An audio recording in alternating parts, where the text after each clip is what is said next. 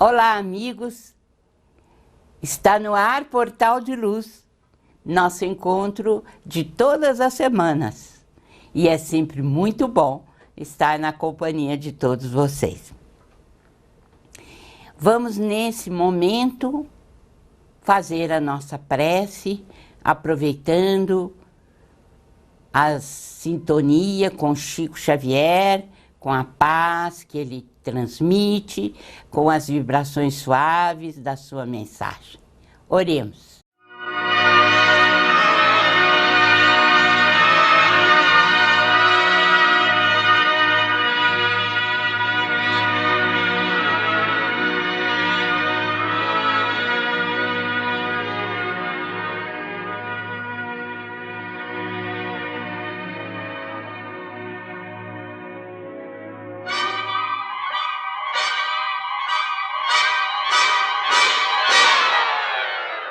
Petição a Jesus. Senhor, perante os que se vão sob nuvens de pó e rajadas de vento, dá-me o dom de sentir no próprio coração a chaga e o sofrimento que carregam consigo por fardos de aflição. Faze, divino amigo, ante a dor que os invade, que eu lhes seja migalha de conforto na travessia da necessidade. Agradeço-te os olhos que me deste, espelhos claros com que me permites fitar fontes e flores ante o céu sem limites. Mas rogo-te, Senhor, ajuda-me a estender a luz em que me elevas, cooperando contigo, embora humildemente, no socorro constante aos que jazem nas trevas. Rendo-te graças pela minha voz, que te pode louvar e engrandecer-te sem qualquer barreira de inibição, de forma, de lugar. Entretanto, Jesus, aspiro a estar contigo em singela tarefa que me dês, no apostolado com que recuperas nossos irmãos atados à mudez. Agradeço os ouvidos em que o discernimento se me apura ao escutar o verbo e a música da vida na ascensão à cultura. Consente-me, porém, o privilégio de repartir o amor com que me assistes, revigorando a quantos se fizeram retardados ou tristes. Agradeço-te as mãos que me cedeste para dar-me ao trabalho que te peço, na atividade do cotidiano em demanda ao progresso. Aprova-me, no entanto, o propósito ardente de partilhar contigo o serviço fecundo com que amparas a todos os enfermos que vivem sob a inércia entre as provas do mundo. Agradeço-te o lar que me descansa no calor da ternura em que me aqueço, meu veludoso ninho de esperança, meu tesouro sem preço. Mas deixa-me seguir-te lado a lado, no concurso espontâneo dia a dia, a fim de que haja abrigo a todos os que passam, suportando sem teto a chuva e a noite fria. Rendo-te graças incessantemente por tudo que em teu nome o caminho me traz, a compreensão, a luz, o estímulo, o consolo, o apoio, a diretriz, a experiência, a paz. Não me largues, porém, no exclusivismo vão. De tudo que me dês, ajuda-me, Senhor, a dividir também com os outros que te esperam a mensagem de fé e a presença de amor.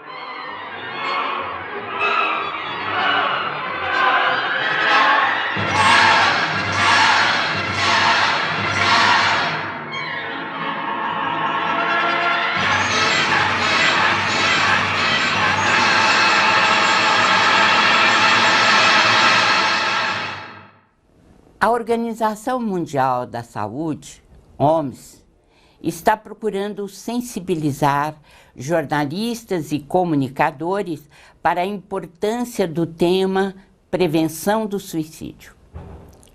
Ao contrário do que muitos pensam, Os especialistas entendem que a informação clara e objetiva pode salvar vidas. Tudo vai depender do foco dado a uma reportagem. O que não se deve é apresentar o suicídio como um ato heróico, porque ele efetivamente não tem nada de heroísmo. O que devemos mostrar é a história de pessoas que contaram com a ajuda certa, na hora certa, para evitar o suicídio. Os números são alarmantes. A cada ano, aproximadamente 1 milhão de pessoas morrem em todo o mundo por suicídios. Houve um crescimento, portanto, de 60% nos últimos 45 anos. É muita coisa. Embora, tradicionalmente, o número de suicídios seja maior entre idosos, verifica-se o aumento da incidência de óbitos por esta causa entre os mais jovens. A crise pode ocorrer, portanto, a qualquer momento. Os problemas surgem de todos os lados, na família, nas relações sociais. De repente, podem surgir dores físicas ou morais intensas, desemprego, perda de pessoa querida, enfim, traumas os mais diversos que nos levam à crise existencial. E aí pode surgir a ideação suicida. O que os especialistas dizem é que o suicídio pode ser prevenido em 90% dos casos. Olha que interessante, né? No mais completo estudo da Organização Mundial de Saúde, a OMS, já realizado sobre o assunto, foram analisados o histórico de 15.629 suicídios em diversas partes do mundo. Deste estudo participou o psiquiatra brasileiro, professor da Faculdade de Medicina da Universidade Estadual de São Paulo, a Unesp, e também consultor da OMS, José Manuel Bertolotti. O que se verificou é que de cada 10 casos analisados, 9 estavam relacionados a alguma patologia de ordem mental. Uma patologia diagnosticável e tratável, como, por exemplo, os transtornos de humor, no caso a depressão, nos transtornos relacionados ao uso de substâncias, transtornos de personalidade, esquizofrenia e etc. Ou seja, através desse levantamento, divulgado em 2013, foi possível estabelecer um elo entre dois grupos de fenômenos: o comportamento suicida e a doença mental. Temos, portanto, que pensar em tratamento diante do suicida em potencial. Conforme afirma o psiquiatra Sérgio Lopes, da AME Pelotas, Associação Médico Espírita de Pelotas, muitas pessoas suicidas não querem realmente morrer. É somente porque elas estão infelizes com a vida. Se for dado a elas apoio emocional e o desejo de viver aumentar, o risco de suicídio diminui, diz o Dr. Sérgio. E ainda lembra: suicídio é também um ato impulsivo. E como qualquer outro impulso, aquele que temos para cometer suicídio é transitório e dura alguns minutos ou horas. É usualmente desencadeado por eventos negativos do dia a dia. Acalmando tal crise, E ganhando tempo, o profissional da saúde pode ajudar a diminuir o desejo suicida. E o psiquiatra ressalta também: quando pessoas são suicidas, seus pensamentos, sentimentos e ações estão constritos. Quer dizer, elas constantemente pensam sobre suicídio e não são capazes de receber outras maneiras, de perceber outras maneiras de sair do problema. Elas pensam rígida e drasticamente. O Dr. Sérgio ainda alerta para algo importante. No caso da ambivalência, ou seja, o indivíduo tem vontade de viver e de morrer, percebemos os pensamentos intrusos das mentes espirituais desequilibradas que se somam aos pensamentos, sentimentos desencontrados do doente para incliná-lo ao suicídio. Utilizando-se da ambivalência comum do encarnado entre o desejo de viver e o de morrer, os espíritos desencarnados, no caso obsessores, infiltram-se na sintonia desses pensamentos desencontrados para influenciarem, reforçando, infelizmente, o desejo de morte. Assim, nós percebemos que na ideação suicida, segundo o Dr. Sérgio, percebe-se o monoideísmo, ou seja, o pensamento fixado numa única ideia, ou conjuntos de ideias que culminam no mesmo ponto. As ideias catastróficas, diz ele, diante dos acontecimentos e do mundo emocional, geram a falta de perspectiva diante da vida. E o que se deve fazer diante dessa ideia fixa? É ainda o psiquiatra Dr. Sérgio quem aconselha. A persistência desses pensamentos sugere a necessidade de terapia complementar espírita, como é o caso dos passes e da desobsessão. Desse modo, temos de prestar atenção nos sinais que o suicida em potencial costuma dar. A maioria deles dá avisos de sua intenção. Não adianta a gente ficar chocado ou chocada, ou envergonhado, envergonhada e em pânico, e tentar se livrar do problema ou deixar a pessoa sozinha. Diante do desespero, do tormento psíquico intolerável, a pessoa não vê saída por estar sob a influência de delírio ou de alucinações, de abuso, dependência de álcool, e tudo isso muitas vezes somado à influência espiritual negativa. Mas quem está disposto a ajudar, enfrenta a situação conforme ela se apresenta.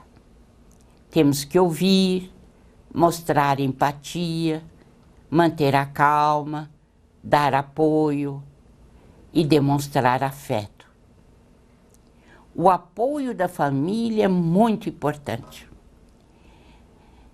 É preciso, sobretudo, incentivar a pessoa a voltar-se para a religião, para suas crenças. Em O Evangelho segundo o Espiritismo, há uma frase muito pertinente de Allan Kardec. A calma e a resignação hauridas da maneira de considerar a vida terrestre e da confiança no futuro dão ao espírito uma serenidade que é o melhor preservativo contra a loucura e o suicídio. Meus amigos, de fato, como ninguém morre, é preciso que todos nos unamos numa corrente em favor dos irmãos ainda ligados à ideia do suicídio. É preciso dizer a eles que é um doloroso engano, que há sempre uma saída para os nossos problemas, e a melhor delas é a da valorização da vida, seja qual for, porque a vida é sempre um presente maravilhoso de nosso Pai Celestial para prosseguirmos sempre em nossa luta em prol do nosso aperfeiçoamento espiritual. A Creche Lar do Alvorecer é uma entidade assistencial mantida pelo Grupo Espírita Caibar Schutel.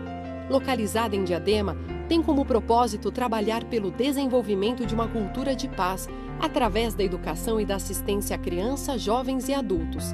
São 250 crianças atendidas diariamente. Conheça nossas atividades e colabore conosco pelo ideal de um mundo melhor. www.lardoalvorecer.org.br. O jornal Folha Espírita, fundado em 18 de abril de 1974, se dedica à divulgação da doutrina espírita. Saiba mais sobre assuntos atuais com o enfoque do espiritismo, além de entrevistas e artigos de diversos colunistas. Você pode escolher na versão digital ou impressa. Acesse e faça sua assinatura. www.folhaespírita.com.br. Retornamos com o Portal de Luz, que tem o apoio cultural da Folha Espírita Editora. Você conhece nossos produtos, o jornal Folha Espírita, os livros. Se tem alguma requisição a fazer, telefone ou passe um e-mail. Nesse momento, nós chamamos o nosso Maida. Vamos ouvi-lo. Olá, amigas e amigos do Momento Doutrinário. Sejam bem-vindos a mais este encontro. Vamos juntos hoje concluir a reflexão sobre provas e expiações, lembrando que a expiação serve sempre de prova, mas nem sempre a prova é uma expiação. No último encontro, falamos da missão do garoto Marcel, que já tendo alcançado um certo grau de elevação, solicitou uma missão conforme consta no capítulo 8º da segunda parte do livro O Céu e o Inferno. Marcel, internado no hospital para aliviar suas dores, solicitou ao médico mais pílulas, pois assim não incomodaria os demais doentes. Onde teria ido essa criança a aurir tais sentimentos? Com certeza não foi no meio em que se educou. Tinha 10 anos, sendo 8 anos doente. Além disso, na idade em que principiou a sofrer, não possuía sequer o raciocínio. Tais sentimentos eram-lhe inatos. Somente admitindo a pré-existência da alma, a pluralidade das existências, reencarnação e a bondade de Deus para justificar esta situação. Os últimos pensamentos daquele menino, ao desencarnar, foram para Deus e para o caridoso médico que o assistiu por longo tempo. Decorrido algum tempo, foi seu espírito evocado na Sociedade Parisiense de Estudos Espíritas, onde deu, em 1863, a seguinte comunicação: que a minha voz se estenda para além deste círculo, tocando todos os corações. Lembro-lhes que as agonias da terra têm por premissas as alegrias do céu. Que o martírio não é mais do que a casca de um fruto deleitável, dando coragem e resignação. Digo-lhes que sobre o catre da miséria estão os enviados do Senhor, cuja missão consiste na exemplificação de que não há dor insuperável, desde que tenhamos o auxílio do Onipotente e dos seus bons espíritos. Kardec perguntou-lhe: pelo que afirmais, parece que os vossos sofrimentos não eram expiação de faltas anteriores. Respondeu Marcel: não seriam uma expiação direta, mas asseguro-vos que todo o sofrimento tem uma causa justa. Aquele a quem conhecestes tão mísero foi belo, grande, rico e adulado. Eu tivera turiferários, aduladores e cortesãos. Fora fútil e orgulhoso. Anteriormente, fui bem culpado, reneguei Deus, prejudiquei meu semelhante, mas expiei cruelmente, primeiro no mundo espiritual e depois na terra. Os meus sofrimentos de alguns anos apenas, nessa última encarnação, eu os suportei anteriormente por toda uma existência que ralou pela extrema velhice. Por meu arrependimento, reconquistei a graça do Senhor, o qual me confiou muitas missões, inclusive a última que bem conheceis. Fui eu quem as solicitou para terminar a minha depuração. Que esta lição do Espírito Marcel sirva de exemplo para todos nós. Muito obrigado pela companhia. Saúde e paz e até o próximo encontro. Comparece agora a nossa professora Sandra Marinho. Educa a tua alma.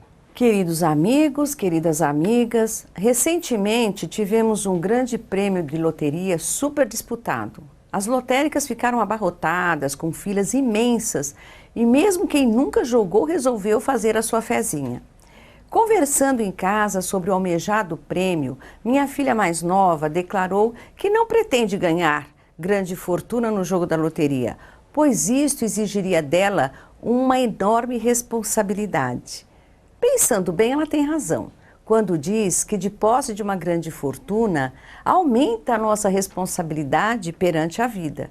Sabemos de que tudo que possuímos deveremos prestar contas perante a lei maior. Não pretendo fazer aqui apologia da pobreza e nem tampouco compartilho do voto de pobreza para alcançar a suprema felicidade. Longe disso. Todos detemos talentos diversos e nada nos impede de obter lucros do modo como o empregamos. Entretanto, encontramos no Evangelho segundo o Espiritismo, na lição que versa sobre a utilidade providencial da fortuna, a afirmativa de que, se a riqueza não devesse produzir senão o mal, Deus não a teria colocado sobre a terra. Cabe ao homem dela extrair o bem. Desta forma, o fato de querermos viver com conforto material é pertinente e direito legítimo de todos nós. Entretanto, não podemos fazer disto a nossa única razão de vida, nos esquecendo dos verdadeiros valores e da razão pela qual aqui estamos encarnados. Estamos na Terra para progredir, e isto inclui principalmente o progresso espiritual conseguido na medida em que passamos a viver compromissados com o bem que proporcionamos aos nossos semelhantes. Trouxe uma historinha para nos ajudar a refletir sobre isto. Um dia, um pai de família rico, grande empresário, levou seu filho para viajar até o lugarejo com o firme propósito de mostrar o quanto as pessoas podem ser pobres. O objetivo era convencer o filho da necessidade de valorizar os bens materiais que possuía, o status, o prestígio social. O pai queria desde cedo passar esses valores para o seu herdeiro. Eles ficaram um dia e uma noite numa pequena casa de taipa de um trabalhador da fazenda.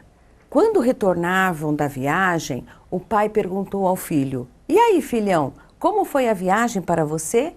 "Muito boa, papai", respondeu o pequeno. "Você viu a diferença entre viver com riqueza e viver na pobreza?" "Sim, papai", retrucou o filho. "E o que você aprendeu com tudo que viu nesses dias, naquele lugar tão pobre?" O menino respondeu: Pai, eu vi que nós temos só um cachorro em casa e eles têm 4. Nós temos uma piscina que alcança o meio do jardim. Eles têm um riacho que não tem fim. Nós temos uma varanda coberta e iluminada com lâmpadas fluorescentes. E eles têm as estrelas e a lua no céu. O nosso quintal vai até o portão de entrada. E eles têm uma floresta inteirinha. Nós temos alguns canários em uma gaiola. E eles têm todo tipo de passarinho, todos soltos no ar. Ai, o filho suspirou e continuou. E além do mais, papai, observei que eles rezam antes de qualquer refeição, enquanto que nós sentamos à mesa em casa, falando de negócios, dólar, festas. Daí comemos, empurramos o prato e pronto. No quarto onde fui dormir com o Tonho, passei vergonha, pois não sabia sequer o Pai Nosso. Enquanto que ele se ajoelhou e agradeceu a Deus por tudo, inclusive pela nossa visita na casa deles. Lá em casa, vamos para o quarto, assistimos televisão e dormimos. Outra coisa, papai, dormi na rede do Tonho, enquanto que ele dormiu no chão, pois não havia uma rede para cada um de nós. Na nossa casa, colocamos a Maria, nossa empregada, para dormir naquele quarto onde guardamos entulhos, sem nenhum conforto, apesar de termos camas macias e cheirosas sobrando nos quartos para visitas. Conforme o garoto falava, o pai ficava chocado, sem graça e envergonhado. Foi quando o filho se levantou, abraçou o pai e ainda acrescentou: "Obrigado, papai, por me mostrar o quanto somos pobres." É isto, pessoal. Até o próximo encontro. E chegou ao fim o nosso programa de hoje. Passou rápido, não é mesmo? A vocês um grande abraço e até a próxima semana.